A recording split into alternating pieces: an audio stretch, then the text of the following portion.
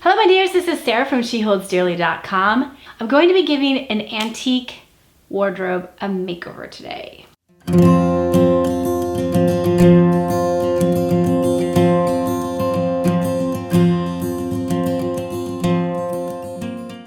Colby, my husband's grandmother, who's in her 90s, has moved out of her regular home and she's just getting rid of her antique furniture.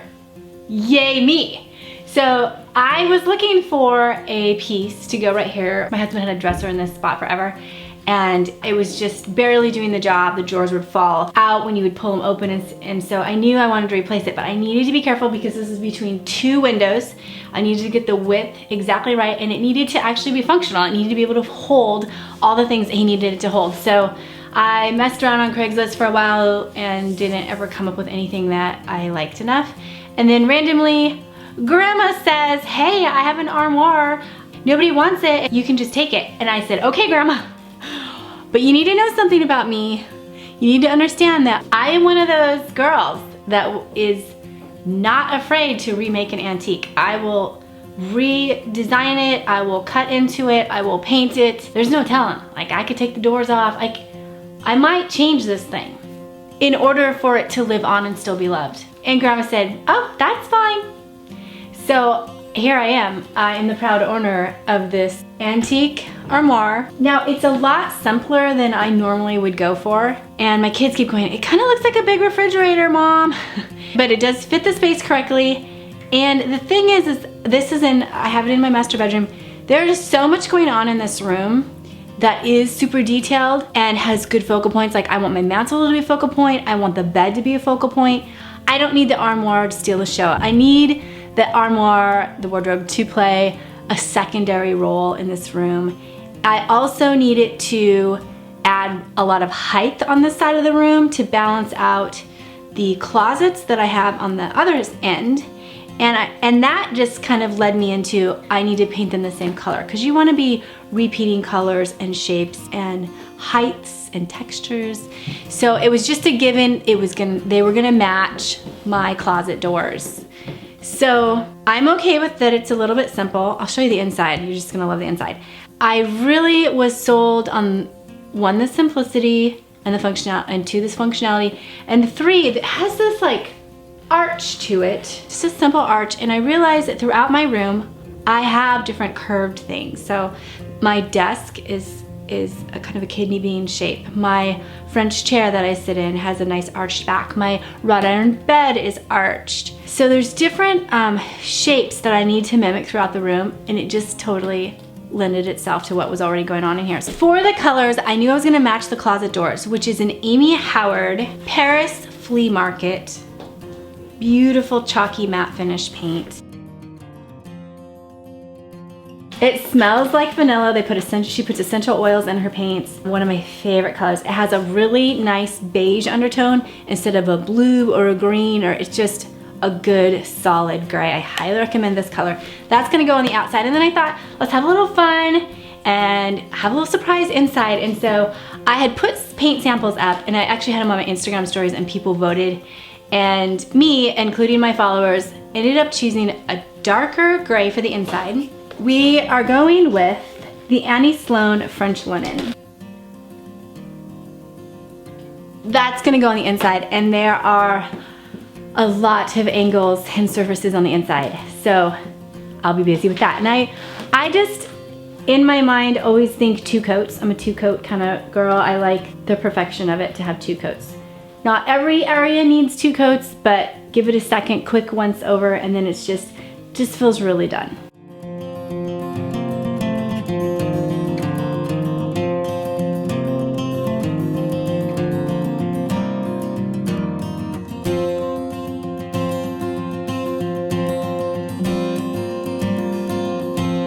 All right, so this is actually has a veneer on it, and I normally shy away from these things, but because it was free and it was family, I went ahead and took the piece. There is a section missing, just a big old chip out of the bottom of this thing on the front.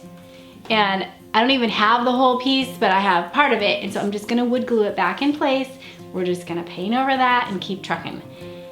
And then as far as prep work, I'm using 2 different chalk paints, and there's really no prep work that I do with chalk paint. The only thing I'm gonna do is I'm gonna take these off. These would be just a beast to try to tape off. So I'm taking the cute hardware on the outside. I'm gonna take that off, and then anything inside here, so like this mirror, I'm just gonna take this bar out. Anything else that I wanna kind of protect, like the hinges, I'm gonna tape off with some masking tape or frog tape. It is good that I'm going dark on dark, so anything that is gonna show up, it's not gonna be like, oh, all these little screws and hinges and hardware, it's not gonna all be showing. Like if I were painting it white, it would really stand out. It's gonna blend in pretty nicely.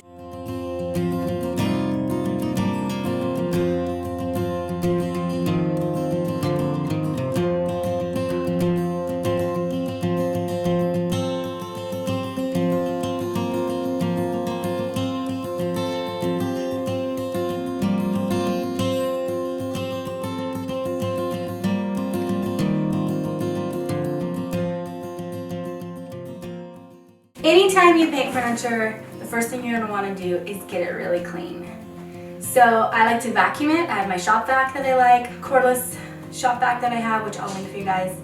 And then I like to wipe the whole piece down with a good degreaser. And my favorite is this Mrs. Meyer's All Surface Concentrate. I put about a teaspoon, maybe 2 teaspoons in a spray bottle from the Dollar Tree, fill it with water, and this is my favorite degreaser. Once you've got your piece all clean, then you gotta start thinking about the hardware. It's a pain either way. It's a pain to tape off, it's a pain to take the screws out, and then sometimes you lose the screws. My advice for the different hardware, so this piece had a really pretty little keyhole area and a knob. I've got hinges, there was a mirror here and a little bar, the knobs. All the latches, I've got hinges down below that I needed to decide on. And here's my reasoning with hardware. Anything that you want to show off, you need to protect. And that can either be tape or removing it completely. Anything that doesn't matter to you, like these screws here, these don't matter. The hinges, I don't need to show those off. They're not super fancy, or, I mean, I could just spend a ton of time making sure that, you know, every little piece of metal is protected. And it's not worth preserving because it doesn't add to the overall character unless it's a really great piece. So that will save you some time. Just paint over some stuff. I went ahead and painted over these hinges. The ones on the bottom I am going to replace because they were pretty, I don't know, they were a little more complicated. I thought I would hang on to those. So the next thing I would say is that for the pieces that you take off, you want to keep them all in one place. In fact, if you even like taping pieces together, like these 2 screws go with this little latch. You can't really overdo that. And you want to keep everything in the same place and try to keep the exact screws with the exact piece that they came with so that it's easy to put back. One other thing I thought would be fun is I took these little knobs off. I could replace these. I think they're like Bakelite little knobs. And I thought about replacing them with something like a little crystal knob or something, but I like them. I like them enough. And I'm going to actually paint these in that creamy gray that I've got on the outside, so I'll have a little bit of contrast in the end. And then I've got baskets to put on these shelves. I'll show you at the end when I put it all back together. But we're getting close. These little cubbies are difficult. So I'm going to just share with you like my methodology as I paint these cubbies. So I paint the back wall, and I did the same method for this area right here. I paint the back wall first. So you just want to think anything that I don't want to like reach over wet paint. So you have to be systematic in that way. So back wall, and then I do like half of the top area, half of the sides, half of the back. Because your hands kind of really tight in there. Your hands moving with this brush handle, and so you can't do like all one side because you're probably going to bump it. So just keep working from the back to the front. So I do like half of all of that, and then I do the second half, side, top, sides, and bottom. Seem to work the best. Now I'm using chalk paint. I like chalk paint. Sometimes it gets a little clumpy, and you'll find It actually did it on this door here, so I need to come back and redo some of this. But it was getting so thick and like drying out that I would brush it, and then by the time I came back up, which wasn't very long at all, and I wanted to actually smooth it into my new work that I'd done, it was already clumping. So if you are starting to have problems with that, I suggest just dipping your paintbrush in a tiny bit of water. That's all it is. I mean, you could add water to your paint, you could stir it, but I think just a little bit of dipping in water is easier to do, and that way it just thins it out just enough so you can just get that smooth finish. So when you're in between coats and you're letting it dry, I like to, instead of washing out the paintbrush, if I know I have to come back in a little bit to use it, I like to wrap it in saran wrap, and that seals the paint just enough. Washing brushes is a pain, so if you can save yourself a little bit of time with some saran wrap, that's a good tip. You can even put these in the fridge and leave them for even like a week. I've got a little bit of touch-up work to do with the areas that were getting a little bit clumpy for me. And what I'm going to do is just sand this. I'm just going to sand it down, and I'm going to come back over it with a good thin coat of the paint that I'm using. And then at the end, after everything is dry and I'm happy with it, I just need to wax it all, put the hardware back on, and of course remove the tape.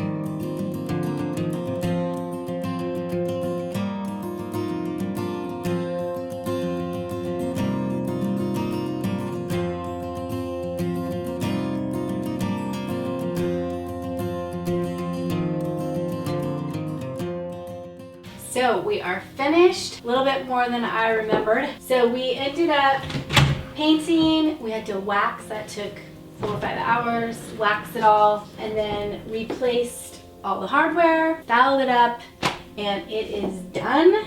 I do really like it. I'm glad it's done. So I hope that you feel like maybe you have an idea now for an armoire that you have. This sort of two-tone painting job I think is super unique and European. So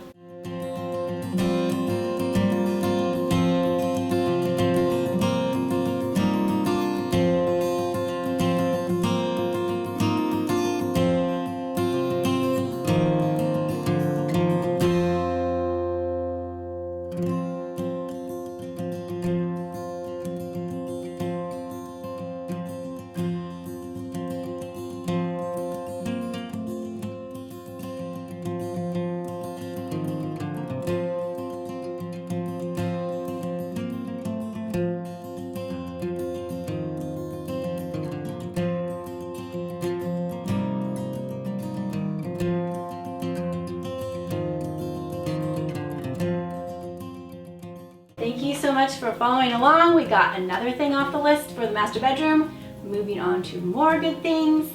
And if you're new here, please consider hitting that subscribe button. I do post regularly, and I share my DIY design advice and our vintage farm life. All right, take care. I'll talk to you soon.